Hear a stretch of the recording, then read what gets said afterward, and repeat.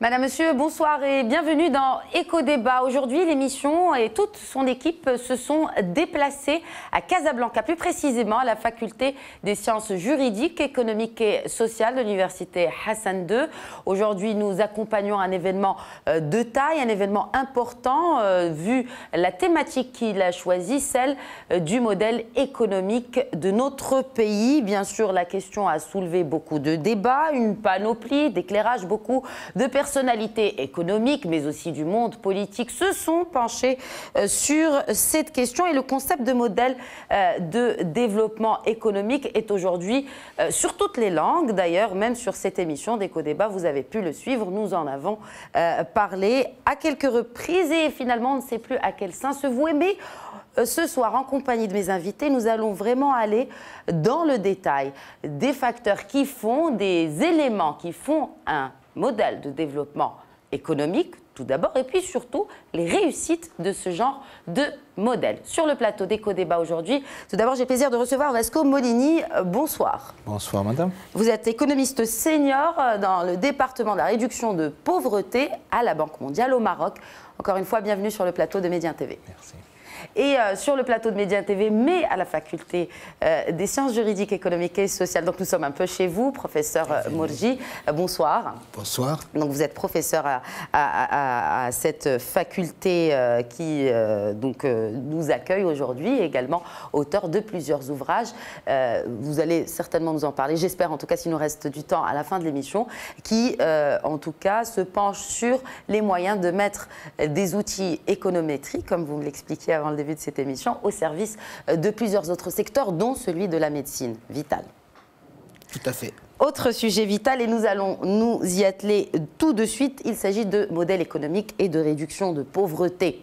Alors, selon le dernier rapport, je me, bien sûr, tourne vers le représentant de la Banque mondiale, la richesse dans le monde a évolué ces 20 dernières années, et aussi, d'un autre côté, les inégalités aussi. Est-ce qu'aujourd'hui, la croissance est synonyme d'égalité des chances? Oui. Bon, et dans le monde ou au Maroc? On va commencer peut-être dans le monde, oui, et puis aller plus précisément au Maroc. Oui, bon. C'est l'un des résultats les plus importants, c'est que ces rapports trouvent qu'il y a une convergence au niveau des États, mais dans les États, c'est-à-dire en Chine, en Inde et comme ça, il y a une croissance de l'inégalité dans les pays. C'est-à-dire que les moyens niveaux de vie des pays convergent à les niveaux plus hauts, mais dans les pays, il y a une hausse des inégalités. Au Maroc, c'est très intéressant. J'ai fait référence à une étude que l'autre commissariat du plan, conjointement avec la Banque, a fait récemment. On montre qu'il y a une réduction de la pauvreté entre 2000 et 2014. Il y a une légère baisse de l'inégalité, mais le problème, c'est qu'il n'y a pas d'uniformité. Il y a un grand clivage entre régions du pays. Si vous tirez une ligne qui sépare la part atlantique et méditerranée du Maroc de la part intérieure, il y a une grande différence en termes de taux de pauvreté. Alors, c'est intéressant que vous souleviez ce point très important dans la définition même de la pauvreté régionale, telle que on va en discuter en détail dans quelques instants. Mais est-ce qu'aujourd'hui, professeur Morji, est-ce qu'aujourd'hui nous n'évoquons pas finalement ce modèle de développement comme concept, comme celui de la régionalisation avancée, qui était même censé, qui a été pensé, je dirais, pour réduire les inégalités, tout comme finalement ce modèle de développement et cette réflexion autour. Mais on voit que ce projet de régionalisation avancée, je n'ai pas envie de dire que c'est un échec, mais en tout cas ce n'est pas une réussite. Je vous remercie. Je voudrais peut-être dire deux mots, j'allais dire rassurants, sur la question de la croissance et les inégalités des chances, comme vous l'avez soulevé. Après, je voudrais, si vous permettez, prendre 2 ou 3 minutes pour parler de la genèse de ce symposium et de la ligne, j'allais dire, éditoriale qui a été conçue pour sa réussite. Bien sûr. Pour ce qui est de... Je reviens sur ce que disait M. Vasco Molini en termes de...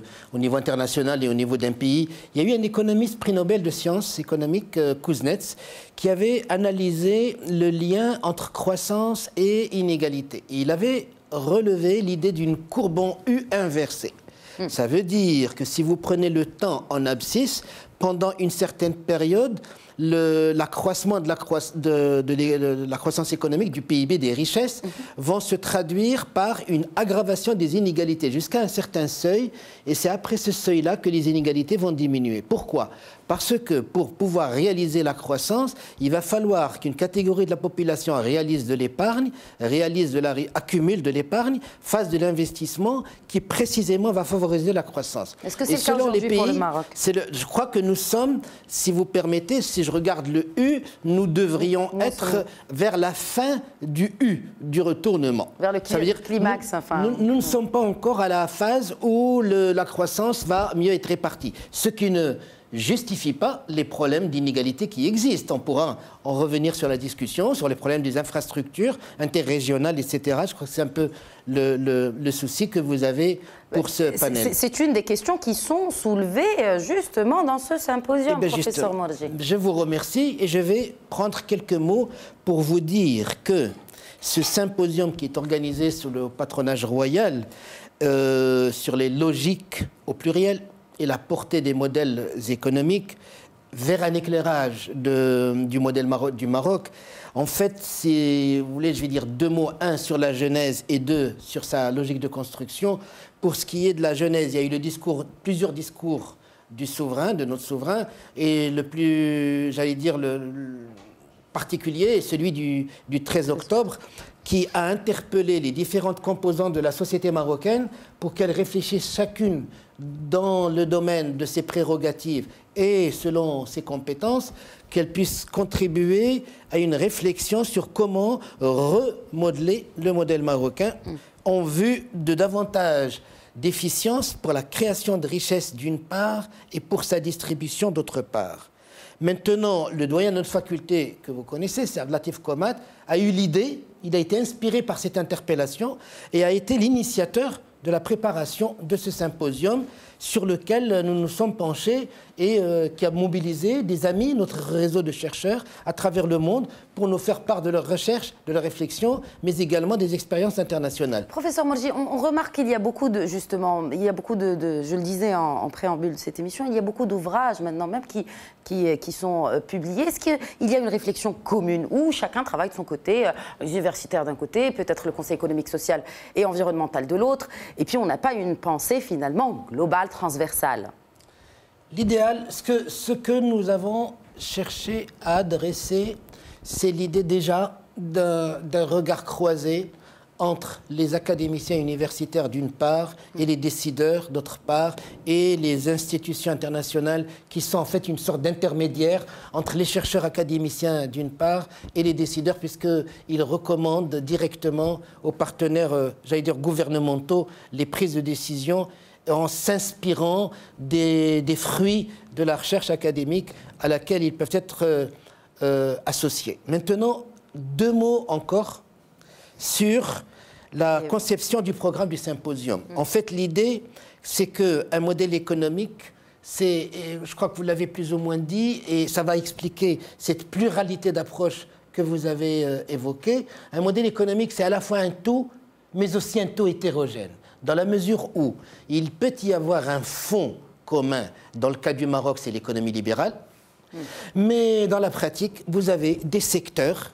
Vous avez par exemple le domaine de l'éducation, le domaine de la santé d'une part, le domaine de l'industrie. C'est une façon de rentrer pour analyser la réalité d'un modèle économique. De l'autre, vous avez la politique fiscale, la politique monétaire, la politique des régimes de change. Tout la ça, santé, ce n'est pas neutre. Tout cela fait partie d'un modèle économique. Exactement. Alors l'idée, la prétention, le souhait que nous avons à travers ce symposium, c'est d'avoir, et les sessions qui sont organisées vont vous l'indiquer, c'est de considérer à travers les diverses interventions dans le domaine de la santé, de l'éducation, etc., qu'il y a des objectifs en général. Ensuite, ces objectifs sont appuyer sur des stratégies qui donnent lieu à des mesures concrètes de décision de politique économique et ensuite on a des résultats. Et tout l'objet du travail que nous cherchons à faire, c'est de voir comment s'articulent les diverses mesures qui sont prises par les décideurs pour atteindre bien, moyennement bien ou pas du tout les objectifs. Et nous voulons comprendre quels sont les mécanismes qui font ceci, voir ce qui marche mieux en s'appuyant sur les expériences internationales et peut-être en transposant les succès qui sont réalisés par la Trésorerie générale du Royaume dans un domaine donné ou par la Cour des comptes dans d'autres secteurs tels que le plan vert ou autre. Alors, quand on parle de... J'aimerais quand même qu'on revienne, professeur, à cette question de régionalisation. Qu'est-ce qui fait aujourd'hui que, selon le modèle économique que nous avons, que nous adoptons au Maroc, il se trouve qu'il y ait autant de disparités entre les régions qui font que, parce que tout à l'heure vous avez évoqué cette théorie de ce prix Nobel, donc on parle de croissance, qui mène à des inégalités sociales, qui mène aussi à des tensions sociales et donc du coup à une baisse de la croissance. J'ai terminé peut-être votre pensée. Mais alors, qu'est-ce qui fait qu'aujourd'hui, malgré ce projet qui a été porté, ce projet aussi a été porté par le souverain, mais on n'en voit pas les résultats de cette régionalisation avancée qui fait qu'on aurait un modèle économique viable? De mon point de vue, et peut-être allez-vous apporter des éclairages complémentaires. J'y reviens, comme ça on compare aussi avec le Nigeria. De mon point de vue, il y a le phénomène des inerties. Vous savez, la science économique emprunte beaucoup et les méthodes économétriques à la physique. Donc le même phénomène d'inertie qu'on observe et qu'on mesure, etc., en économie, nous avons ça. Et donc, si vous voulez, les modifications que l'on peut observer à un moment ou à un autre, en termes d'abord d'interpellation et ensuite de prise de décision, ne vont pas avoir un effet immédiat ou dans le court terme. Moralité, les différences interrégionales que nous avons actuellement sont inhérentes au passé en termes d'investissement en matière d'infrastructures.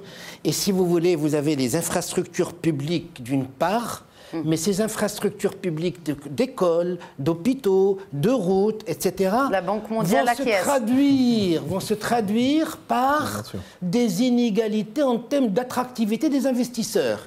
Bien sûr. Donc le public, vous allez avoir, si vous regardez, on ne va pas citer les régions, mais une région donnée, elle va avoir moins d'infrastructures d'une autre, mais également moins de guichets bancaires, moins d'écoles privées, moins de médecins qui vont s'installer, et donc moins d'investisseurs qui vont venir. Et tout le monde va se concentrer dans les zones où il y a les services, etc. Moralité, il y a l'histoire qui pèse. Mais le fait de prendre conscience d'un problème et de vouloir le résoudre, ben ça consiste à ce remodelage du modèle économique où nous allons réorienter les investissements publics, notamment d'infrastructures, dans des zones. Il y a eu à un moment donné une action via les avantages fiscaux et autres, pour développer le régional, mais malheureusement, vous savez, les gens investissent pour des raisons, j'allais dire, de rentabilité de l'investissement et pas forcément en termes d'avantages fiscaux ou autres. Les gens cherchent à investir là où ils peuvent épanouir leur capital. Dernière remarque qui rejoint ce que vous disiez, qui est appréciable sur la continuité de l'idée de ce qui est observé au niveau macroéconomique. Ben, au niveau microéconomique, nous avons eu une brillante intervention sur y a-t-il une piège de l'émergence, y a-t-il une trappe, is there a trap for a middle income country? On pourrait dire qu'il y a des régions qui, pour l'instant, pourraient donner l'impression d'une trappe dans la mesure où pas d'investissement. C'est un piège. Un piège. Pas suffisamment d'infrastructures publiques, donc pas d'attrait du capital humain, donc pas d'attrait de guichet, etc. Et on reste dans une sorte de cercle vicieux qui va être brisé grâce à cette idée de régionalisation avancée où les gouvernements locaux vont pouvoir faire davantage d'efforts pour mieux attirer les investisseurs, notamment en s'appuyant sur les infrastructures publiques. Vasco Molini, on fait réagir la Banque mondiale, mais aussi sur cette question. Donc, vous êtes penché sur la question justement de la réduction de la pauvreté de manière régionale, et vous avez pris l'exemple du Maroc et du Nigeria. Oui. Parce qu'avant de venir ici au Maroc, j'ai travaillé beaucoup avec le Nigeria. Vous savez que maintenant le Nigeria, c'est la plus grande économie d'Afrique. Et ça a gradué en 2014 comme première économie d'Afrique.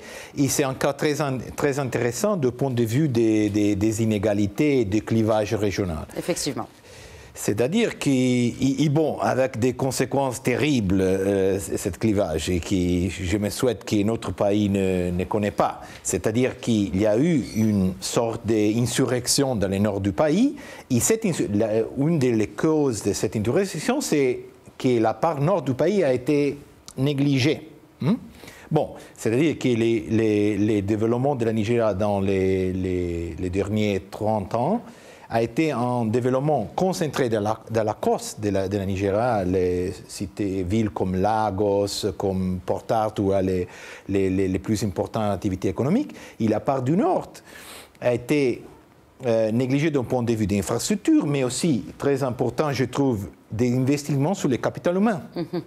C'est un investissement on considère portable, c'est-à-dire que si vous donnez d'éducation à des personnes, il peut trouver avec l'immigration des bonnes opportunités qui malheureusement ne trouve pas dans son pays, dans son ville, mais il peut aller... Quand on parle de migration, quand vous parlez de région à région, de région à région, mais aussi il y a des opportunités d'y aller à l'étranger.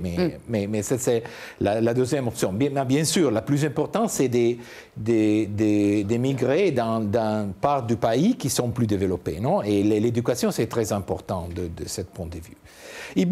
Et quand nous analysons la Nigeria, on trouve que la politique publique, maintenant, doit faire des choses très rapidement pour résoudre cette situation, parce que ce décalage entre les deux parts du pays s'est aggravé beaucoup et beaucoup. Et quand on regarde le Maroc, c'est important. Bon, la situation, ce n'est pas comparable, bien sûr, mais il y a un alarme, non? Tous les fois qu'on voit que ce décalage s'aggrave, non? C'est un alarme que les décideurs politiques doivent prendre en compte quand ils développent les politiques à faire ici au Maroc. Alors, c'est intéressant, vous me donnez une très bonne transition pour le professeur Morigi. Je vous remercie pour cela. On parle de régionalisation, mais avant, il faut qu'on parle des Marocains de manière générale. Le tiers des Marocains disposent d'une couverture médicale. Nous avons malheureusement le niveau d'inégalité le plus haut en Afrique du Nord, en tout cas selon les derniers chiffres du HCP. 1,7 million de Marocains entre 15 et 24 ans n'ont pas d'emploi. En partant d'une logique qui est solution-oriented ou orientée solution. Par quoi devrait-on commencer, professeur ? Ce que M. Vasco Molini a soulevé comme question par rapport au capital humain et aux migrations internes, vous allez voir pourquoi j'en parle. J'en parle parce que... J'aimerais quand même que vous répondiez à mes questions, sinon vous inquiétez pas, je reviens à votre question, vous inquiétez alors, brièvement pas. Mais c'est juste pour dire que les migrations, c'est souvent du capital humain qui maigre. De la même manière qu'on observe du brain drain au niveau international, faute d'effet de seuil de capital humain dans les pays, dans les régions c'est pareil, et ça aggrave le phénomène de... Moralité, vous allez voir que ça répond à votre question. Je suis d'accord. Si on a la prétention de vouloir commencer par quelque chose sans avoir l'idée de détenir des recettes. Hier, la question a été posée à Sidi Mohamed Barrada et j'avais partagé avec lui l'idée que je crois qu'il nous tient à cœur et ça a été dit par le ministre de l'Éducation nationale. Nous avons eu une excellente après-midi qui insiste beaucoup sur l'éducation. Le capital humain en général. En même temps, c'est sa spécialité, c'est le ministre de l'Éducation nationale, donc parler d'éducation. Oui, mais ça a été rejoint par d'autres collègues qui mettaient le doigt sur les problèmes de productivité. Mais on met le doigt sur les problèmes. Est-ce que ça fait des années qu'on met le doigt sur le problème? Est-ce qu'il n'est pas temps de passer à l'action et puis de mettre un plan et de tenir à ce plan de réforme, vu que vous parlez de l'éducation? Il y a des choses. Alors voilà, je vais vous dire, les enseignements que nous avons tirés des premières communications, c'est que dans les résultats de ce symposium, nous allons mettre en regard le déjà fait et sa portée, et le à faire. Et le à faire, je vais vous donner un exemple. Il y a un atelier qui porte cette éducation, et dans lequel on analyse les performances des élèves, et on sort avec des conclusions. Par exemple, inspiré d'expériences internationales. Quand vous analysez à l'aide de modèles multiniveaux les déterminants des performances des élèves, il y a des caractéristiques individuelles, il y a des caractéristiques familiales, il y a des caractéristiques des attributs de l'école, il y a des phénomènes de région. La variable région joue beaucoup. Maintenant, l'une des recommandations avec laquelle on veut sortir, c'est faire en sorte que l'école joue le rôle des parents dans le sens où le manque d'éducation des parents influe sur l'intérêt que les élèves portent à l'école, le suivi des devoirs à domicile, etc., sur leur performance scolaire. Et donc, l'une des idées que ce papier suggère, c'est que les écoles jouent le rôle de devoir surveiller pour les enfants de milieux défavorisés. Davantage d'investissement. Idem pour les communes. Et là, on rejoint l'idée de régionalisation. Que les communes consacrent une partie des fonds pour permettre aux enfants, dans notre pays. Pour permettre aux enfants de milieux défavorisés, parce que dans les variables, je ne vais pas rentrer dans les détails, quand je parle d'attributs familiaux, il y a l'éducation de la maman et du papa, il y a la disponibilité du matériel didactique, des livres et autres. Moralité, vous avez la commune qui, avec une bibliothèque, va permettre à des enfants de milieux modestes d'accéder au papier, aux livres. Mais ça, c'est simple à installer, professeur. Oui, justement, et que ce soit ouvert à des horaires intéressants et pas aux horaires où les enfants sont à l'école, donc après 17 heures. Donc, si vous voulez, il y a des recommandations, et je ne vais pas rentrer dans les détails, et je vous invite à venir. Il y a des expériences, notamment aux États-Unis, les mêmes problèmes, vous savez, les philosophes disent que les mêmes causes engendrent les mêmes effets. Moralité, les problèmes que nous avons, ils ont existé ailleurs, les gens ont adopté des solutions. La prétention que nous avons avec ce symposium, c'est de profiter de ces expériences-là pour en transposer celles qui sont adaptées à notre contexte. Est-ce qu'aujourd'hui, la Banque mondiale joue quand même le rôle de tampon entre ces universitaires et le gouvernement marocain? Et est-ce que, parce que dans beaucoup de vos rapports, en tout cas du rapport de votre institution, tout comme le FMI d'ailleurs, on appelle, on urge même des fois le Maroc à adopter les bonnes réformes ou à accélérer certaines réformes, dont cette régionalisation avancée, pour justement baisser les inégalités, pour éviter une déstabilisation. Mais aussi la perpétuité des inégalités. Si je peux ajouter quelque chose à ce que dit le professeur, c'est un grand problème, la perpétuité. C'est-à-dire, si la probabilité je suis un enfant d'un milieu pauvre, j'ai une probabilité très grande de rester pauvre, c'est un pays qui est bloqué. Non? On dit que l'économétrie le peut montrer, l'habilité, l'intelligence est distribuée également. Si on ne donne pas la possibilité à cette intelligence de fleurir, c'est-à-dire, non? Tout à fait. Donnant d'éducation et comme ça, le pays se déprive d'une grande richesse qui potentiellement il y a là. Elle est là, elle est nombreuse, que ce soit pour le Maroc ou pour d'autres pays africains. J'aimerais clôturer cette discussion ô combien riche en idées avec vous, professeur Morgi, et puis un dernier mot aussi également pour Vasco.